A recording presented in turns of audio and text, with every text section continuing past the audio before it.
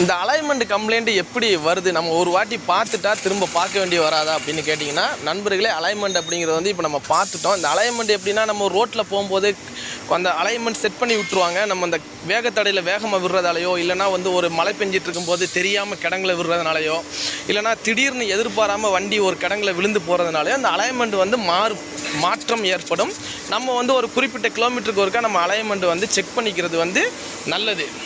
இன்னொன்று, நம்ம அலைன்மெண்ட் பார்க்குறதுனால ஸ்டேரிங் பேலன்ஸும் நமக்கு நல்லா இருக்குங்க. ஸ்டேரிங் பேலன்ஸ்னால் இப்போ நீங்கள் ரோட்டில் போயிட்டுருக்கும்போது ஸ்டேரிங்கில் இருந்து கையெடுத்திங்கன்னா டக்குன்னு உங்களுக்கு வண்டி வந்து லெஃப்ட் இழுத்துட்டு போகிற மாதிரியே ஒரு ஃபீல் இருக்கும். ஃபீல்லாம் இருக்காது, அது கண்டிப்பாக இழுத்துட்டு தான் போகும். நம்ம ரைட் சைடு இழுத்து பிடிச்சே ஓட்டுற மாதிரி இருக்கும், இல்லைனா லெஃப்ட் சைடு இழுத்து பிடிச்சே ஓட்டுற மாதிரி இருக்கும். இந்த மாதிரி பிரச்சனைகள் வந்து ஸ்டேரிங் பேலன்ஸ் கரெக்டாக அந்த கனெக்ட் பண்ணி அலைன்மெண்ட்லாம் பண்ணி விடுவாங்க.